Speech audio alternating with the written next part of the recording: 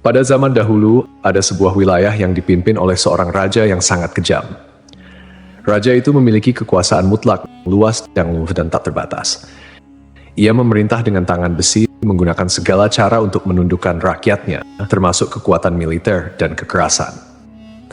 Raja itu tidak segan-segan menjatuhkan hukuman berat, seperti penyiksaan dan eksekusi mati, demi menakut-nakuti rakyatnya agar tetap patuh dan tidak berani memberontak. Raja ini tidak hanya menguasai tanah dan pemerintahan, tetapi juga mengklaim dirinya sebagai Tuhan. Siapapun yang tidak mengakui klaim tersebut akan disiksa atau bahkan dibunuh. Pada masa sekarang, di era modern ini, kita mungkin menganggap cerita ini sebagai mitos atau legenda belaka.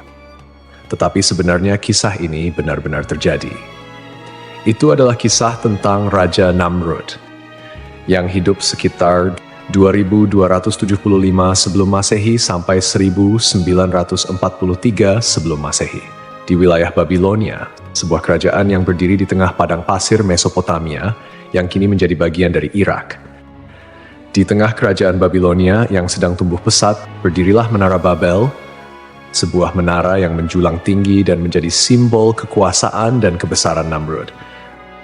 Menara tersebut dibangun dengan tujuan untuk mencapai langit dan mengklaim kekuasaan setinggi kekuasaan Tuhan. Kisah ini akan membawa kita pada perjalanan yang menegangkan, dari puncak kejayaan Namrud hingga kejatuhannya yang tragis. Sebelum saya melanjutkan kisahnya, mohon tonton video ini sampai selesai, agar tidak ada kesalahpahaman dalam memahami isi cerita, serta bantu channel ini semakin berkembang dengan cara subscribe, like, serta berikan komentar positif. Jangan lupa tuliskan hajat dan doa Anda di kolom komentar agar kita dapat mengaminkan bersama-sama. Semoga Allah segera mengabulkan semua doa dan hajat kita. Amin ya rabbal alamin. Jarang orang yang tahu bahwa Namrud sebenarnya adalah keturunan dari Nabi Nuh alaihissalam. Ia merupakan putra dari Kanaan, cucu dari Kus, cicit dari Ham, dan keturunan langsung dari Nabi Nuh. Namun sejak lahir, Namrud tidak memiliki hak untuk menjadi raja atau penguasa. Ia dikenal sebagai sosok yang licik, manipulatif, dan penuh tipu daya. Meski demikian, ia memiliki ambisi besar dan bekerja keras untuk mencapai tujuannya. Dengan licik dan tipu daya, Namrud berhasil merebut kekuasaan di Babilonia. Ia menguasai wilayah yang luas dan menjadi salah satu penguasa terkuat pada masanya. Penduduk Babilonia yang sebagian besar bekerja sebagai petani, pedagang, dan pengrajin hidup dalam ketakutan di bawah pemerintahannya. Sementara itu, banyak yang dipaksa menjadi budak, hidup dalam penderitaan tanpa akhir, karena hasil kerja keras mereka dirampas oleh penguasa yang tidak memiliki belas kasihan. Namrud dikenal sebagai raja yang sombong dan zalim. Ia adalah salah satu dari beberapa raja yang pernah mengklaim dirinya sebagai penguasa atas seluruh bumi.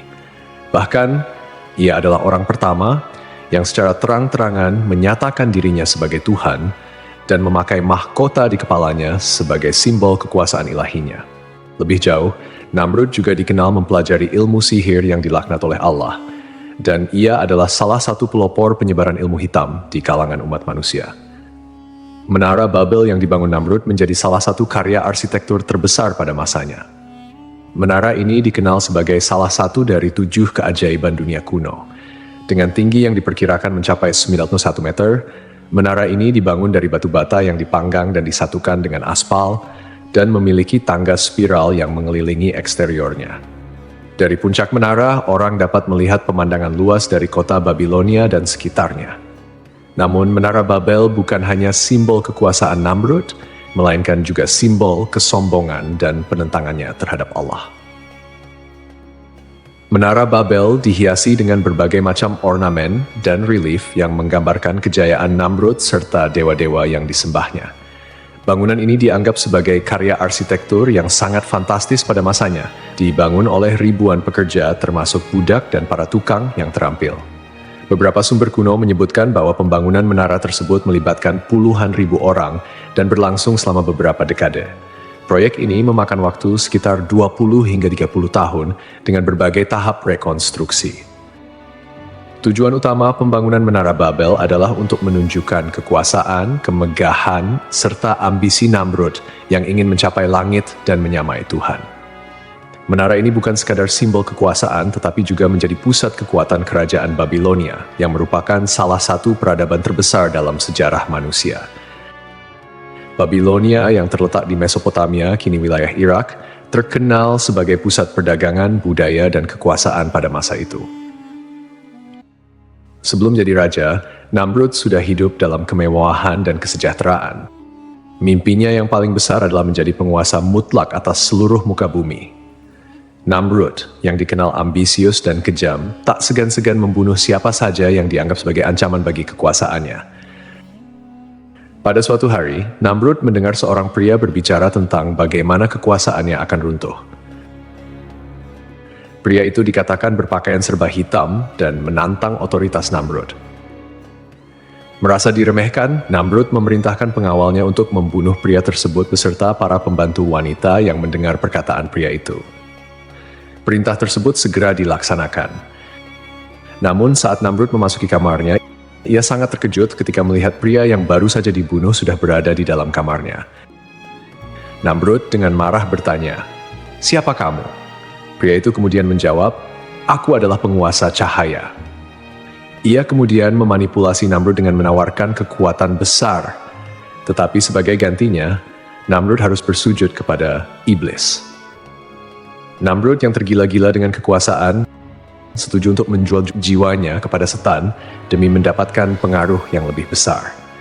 Iblis mengajarkan Namrud segala macam ilmu sihir dan cara untuk menjadi penguasa yang paling hebat.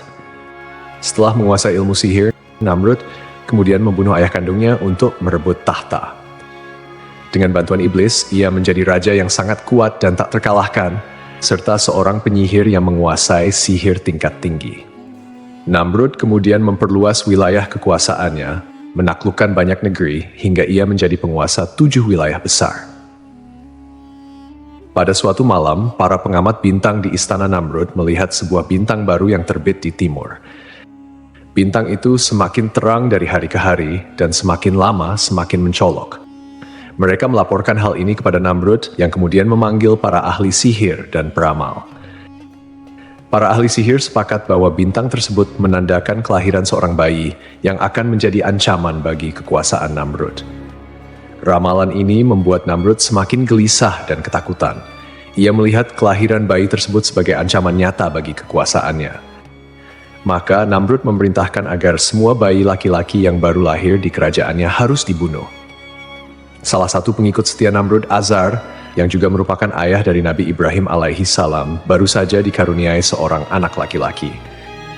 Namun, Azar tidak tega menyerahkan anaknya kepada Namrud. Oleh karena itu, ia menyembunyikan Ibrahim kecil di sebuah gua agar selamat dari pembantaian. Meskipun disembunyikan di gua, Nabi Ibrahim tidak sendirian. Allah dengan kekuasaannya yang maha besar memberikan mukjizat untuk menjaga Ibrahim yang masih bayi. Diriwayatkan bahwa dari jari-jari mungil Ibrahim, Allah mengeluarkan susu yang cukup untuk memenuhi kebutuhannya sehari-hari. Ibrahim kecil menghisap jarinya sendiri untuk mendapatkan makanan yang dibutuhkannya. Dan dengan izin Allah, ia tumbuh sehat dan kuat meski berada dalam kondisi yang sangat sulit. Tahun demi tahun berlalu, dan Ibrahim tumbuh dalam perlindungan Allah yang penuh keajaiban. Setelah dewasa, Ibrahim diutus oleh Allah sebagai nabi untuk menyeru kaumnya agar meninggalkan penyembahan berhala dan hanya menyembah Allah. Ibrahim pun menjadi penantang utama kekuasaan dan kezaliman Namrud. Ketika kekeringan melanda kerajaan Babilonia dan rakyatnya datang memohon bantuan dari Namrud, Nabi Ibrahim juga hadir di tengah-tengah mereka. Di hadapan Namrud, Ibrahim bertanya, "Siapakah Tuhan yang sebenarnya?" Namrud, yang sombong, mengklaim bahwa dialah Tuhan. Namun Ibrahim dengan tegas mengatakan bahwa Tuhannya adalah Allah yang menghidupkan dan mematikan. Namrud menentang Ibrahim dengan mengatakan bahwa ia juga bisa menghidupkan dan mematikan dengan cara membebaskan seorang tawanan dan membunuh tawanan lainnya. Ibrahim kemudian menantangnya, "Jika kamu memang Tuhan, buatlah matahari terbit dari barat." Namrud terdiam, tidak mampu menjawab, dan akhirnya merasa terhina. Namrud suatu hari memanggil Nabi Ibrahim ke hadapannya. Ia ingin menunjukkan kekuasaannya dan menantang Ibrahim. Untuk membuktikan bahwa ia juga bisa menghidupkan dan mematikan, Namrud memerintahkan 2 orang pria dibawa ke hadapannya. Salah satu dari mereka dibunuh, sementara yang lain dibiarkan hidup. Lalu Namrud berkata kepada Ibrahim, "Lihatlah, aku juga bisa menghidupkan dan mematikan." Namun, Nabi Ibrahim alaihissalam dengan bijak menjawab, "Kalau begitu, hidupkanlah kembali orang yang telah kamu bunuh." Namrud terdiam, ia tidak bisa melakukan itu. Ibrahim kemudian melanjutkan tantangannya. "Tuhanku menerbitkan matahari dari timur. Jika engkau memang Tuhan, cobalah terbitkan matahari dari barat." Namrud tidak mampu menjawab tantangan ini dan menjadi sangat marah. Sebagai balasan, Namrud melarang Ibrahim mengambil makanan dari negerinya. Namun dengan izin Allah, Ibrahim meminta segenggam pasir dan membawanya pulang. Pasir itu, berkat mukjizat dari Allah Subhanahu wa Ta'ala, berubah menjadi makanan lezat yang cukup untuk keluarganya. Nabi Ibrahim mulai menjalankan misinya untuk mengajak umatnya menyembah Allah dan meninggalkan penyembahan terhadap Namrud serta berhala-berhala yang mereka puja. Namun, umat Namrud menolak dan terus menyembah berhala. Suatu hari, ketika orang-orang meninggalkan kuil, Ibrahim menghancurkan semua berhala kecil dan menyisakan satu berhala yang paling besar. Ketika penduduk kembali dan melihat berhala-berhala mereka hancur, mereka membawa Ibrahim kepada Namrud untuk diadili. Namrud dengan penuh dendam memerintahkan Ibrahim dibakar hidup-hidup. Mereka pun menyalakan api yang sangat besar dan melemparkan Ibrahim ke dalamnya. Namun dengan kehendak Allah, api tersebut tidak membakar Ibrahim sedikitpun dan ia selamat dari hukuman tersebut. Peristiwa ini membuat Namrud semakin marah. Orang-orang mulai meragukan kekuasaan Namrud dan beralih kepada kepercayaan Ibrahim. Merasa kekuasaannya terancam, Namrud meminta bantuan kepada iblis. Iblis mengatakan bahwa Ibrahim adalah setan yang kebal terhadap api dan menyarankan Namrud untuk menggunakan cara lain. "Namrud, aku telah kalah berkali-kali dengan Ibrahim, dia terus menghina kekuasaanku dan sekarang rakyat mulai meragukan kebesaranku. Aku adalah raja dunia, tapi mengapa aku tidak bisa menundukkan seorang Ibrahim?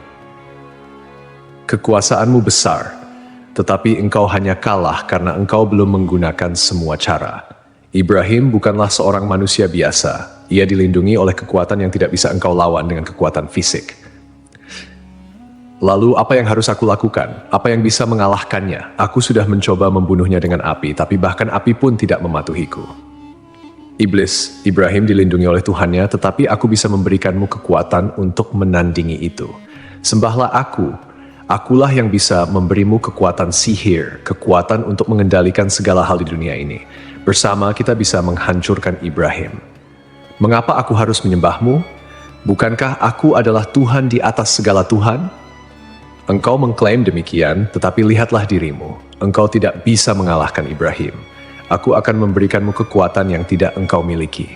Sebagai gantinya, engkau harus menyerahkan dirimu kepadaku. Dan aku akan menunjukkanmu jalan untuk mencapai kekuatan yang lebih besar dari apa yang engkau miliki sekarang. Dalam kesombongannya, Namrud setuju untuk bersekutu dengan iblis. Iblis kemudian mengajarkan Namrud berbagai macam ilmu sihir, termasuk cara menggunakan kekuatan jahat untuk mengendalikan orang-orang di sekitarnya. Namrud semakin tenggelam dalam kekufuran, menyembah kekuatan jahat dan menggunakan sihir untuk memperkuat kekuasaannya. Ia bahkan menjadi penyihir yang sangat kuat dan merasa dirinya tak terkalahkan. Allah Subhanahu wa Ta'ala kemudian mengirimkan pasukan nyamuk sebagai hukuman kepada Namrud dan tentaranya. Nyamuk-nyamuk tersebut menyerang dan menghancurkan pasukan Namrud dan hanya menyisakan dirinya seorang diri. Salah satu nyamuk masuk ke dalam hidung Namrud dan menetap di otaknya, menyebabkan rasa sakit yang luar biasa. Untuk meredakan rasa sakitnya, Namrud harus memukul kepalanya dengan palu atau benda keras. Rasa sakit ini berlangsung selama 400 tahun, hingga akhirnya Namrud mati dalam keadaan yang sangat mengenaskan. Kisah ini menunjukkan bahwa kekayaan, kekuasaan, pasukan, dan bala tentara yang kuat tidak ada artinya di hadapan kekuasaan Allah. Kesombongan Namrud yang menantang Allah justru menghancurkan dirinya. Allah tidak perlu mengirimkan tentara besar untuk menaklukkan Namrud. Cukup dengan pasukan nyamuk, Namrud yang perkasa pun hancur. Dengan kematian Namrud, kerajaan Babilonia yang dulu perkasa mulai runtuh perlahan. Namrud tidak memiliki penerus yang kuat, sehingga kerajaannya terpecah belah dan menjadi sasaran invasi dari kekuatan asing. Babilonia yang pernah dibanggakan oleh Namrud akhirnya jatuh dan terpecah menjadi kerajaan-kerajaan kecil yang saling bersaing. Kisah ini menjadi pelajaran bagi kita semua bahwa hanya Allah yang memiliki kekuasaan mutlak, dan kepadanya lah kita harus tunduk. Hal ini menjadi bukti bahwa tidak ada kekuasaan manusia yang bisa melawan kekuasaan Allah, seberapapun kuatnya mereka.